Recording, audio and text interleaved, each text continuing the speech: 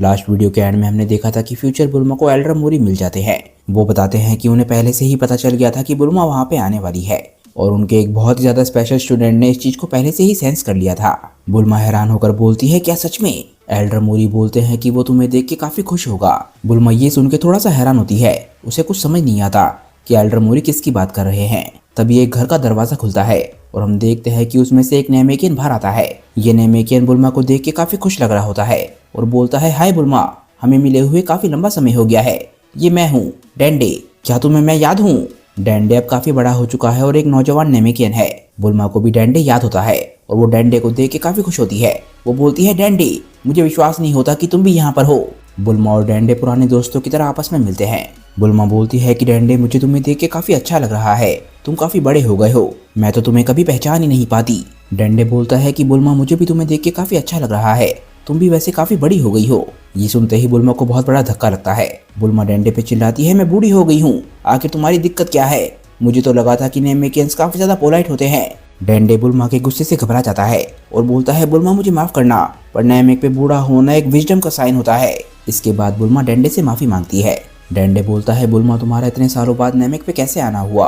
बुल्मा बोलती है कि मुझे उम्मीद है कि तुम्हारे पास थोड़ा समय होगा, क्योंकि ये काफी लंबी और काफी बड़ी कहानी है और अनफॉर्चुनेटली मैं यहाँ पर अच्छी खबर के साथ नहीं आई हूँ। एल्डर मोरी और बाकी सभी नेमेकियंस बुल्मा की बात को सुन के काफी हैरान होते हैं और डेंडे बोलता है कि ठीक है, चलो हम एल्डर के घर पे चल के बात करते हैं।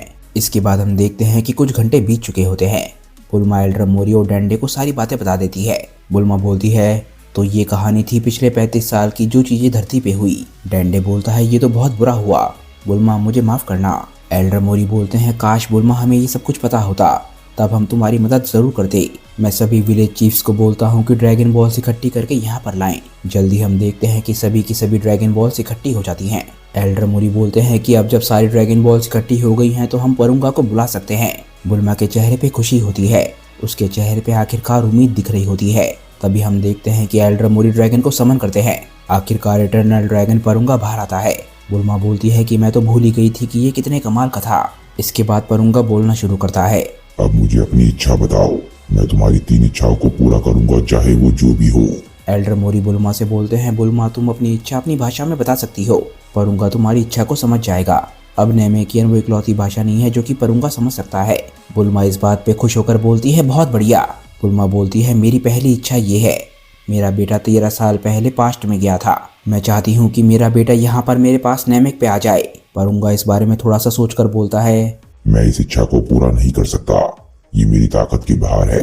ट्रंक्स उस टाइमलाइन में मारा जा चुका है और सिर्फ उस टाइमलाइन की ड्रैगन बॉल्स ही उसे वापस ला सकती हैं। अब मुझे कोई और इच्छा बताओ। बुल्मा ये सुन के बिल्कुल शॉक रह जाती है। वो बोलती है, ट्रंक्स मारा जा चुका है, मेरे बेटे मुझे माफ करना, तुम्हें पास्ट में भेजने का आइडिया मेरा ही था, मैं कितनी बेवकूफ हूँ। बुल्मा ट्रंक्स के बारे में सोचते हुए रोने लग जाती है। डेंडे बुल्मा से बोलता है, बुल्मा क्या तुम ठीक हो? तुम्हारे पास अभी भी 3 इच्छाएं हैं, अभी भी सब कुछ खत्म नहीं हुआ है, हो सकता है कुछ हो जो हम कर सकते हो। बुल्मा बोलती है, थैंक्स डेंडे, मैं ठीक हूँ, मैं इस बारे में पहले ही सोच चुकी थी, मैं सोच रही थी कि शायद ऐसा कुछ हो सकता है। क्या तुम मुझे बता सकते हो कि क्या परुंगा के ऊपर अभी भी टाइम ऑफ डेथ की कोई लिमिट है?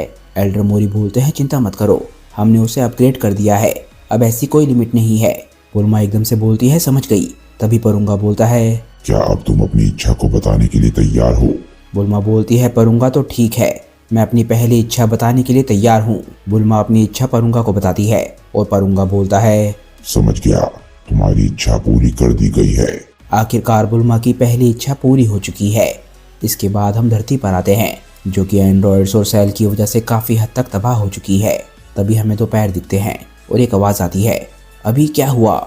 मुझे ये जगह याद है, ये वही जगह है जहाँ पर हम देखते हैं कि ये शख्स अपना हाथ देखने लग जाता है और बोलता है, मैं धरती पर हूँ, पर ऐसा कैसे हो सकता है?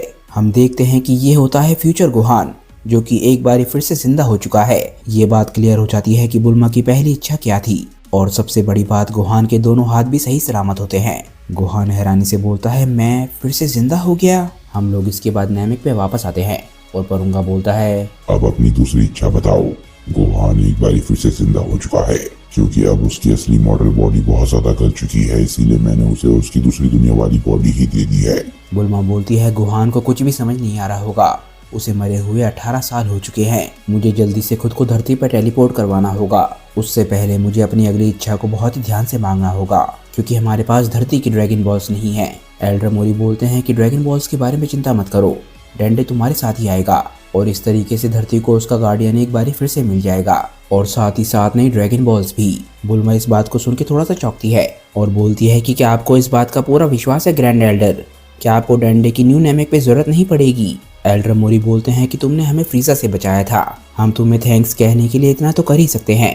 डेंडे बुल्मा से बोलता है कि धरती का नया गार्डियन बनना ये मेरे लिए बहुत ही प्लेजर की बात होगी। बुल्मा बहुत खुश होती है और बोलती है थैंक यू गाइज, तुम लोग कमाल हो। अगर धरती को नया गार्डियन और नई ड्रैगन बॉल्स मिल जाती हैं तो ये बहुत ही कमाल की बात होगी। तभी बुल्मा खुश होकर बोलती है परुंगा क्या तुम तैयार हो? ये रही मेरी सेकंड विश। बुल्मा अपनी सेकंड विश बताती है और परुंगा बोलता है समझ गया, वो हो जाएगा। हम लोग धरती पे वापस आते हैं और हम गुहान को देखते हैं। गुहान बोलता है कि मैं फिर से जिंदा कैसे हुआ? जब से पिकलो और कामे मारे गए हैं, जब से धरती पे ड्रैगन बॉल्स तो है ही नहीं। ये जरूर नेमेकियन ड्रैगन बॉल्स का काम होगा, पता नहीं ये मेरे दिमाग में पहले क्यों नहीं आया। गुहान इसके बाद आसपास टहलने लग जाता है और बोलता है कि पता नहीं मुझे मरे हुए कितना लंबा समय हो गया है, मुझे ट्रंक्स और बुल्मा को ढूंढना होगा। तभी गुहान कुछ नोटिस करता है, उसे कुछ महसूस होता है और वो एकदम से इस चीज को महसूस करके चौंक जाता है। वो बोलता है ये तो इम्पॉसिबल है, मुझे पूरे प्लेनेट पे लाइफ फोर्स बहुत कम महसूस हो रही है, ऐसा लग रहा है कि सिर्फ कुछ ही धरतीवासी बचे हों। गुहान को एकदम से बहुत गुस्सा आने लग जाता है। वो बोलता है वो बेहुदा एंड्रॉइड्स, इस बारे में कोई भी डाउट नहीं है कि ये उन दोनों ही मॉन्स्टर्स का काम है, वही लोग इस तबाही के पीछे का कारण हैं।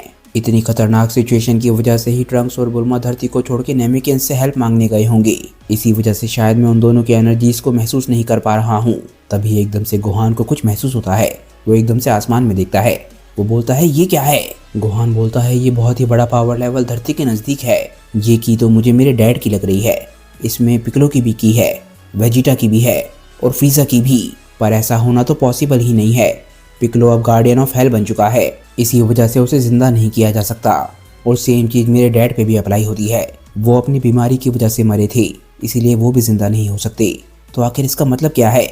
इसके बाद हम लोग स्पेस में आते हैं। हम देखते हैं कि एक प्लेनेट तबाह हो रहा होता है और ये नॉर्मल वजह से तबाह नहीं हो रहा होता, कोई होता है जिसने इस प्लेनेट को तबाह किया होता है।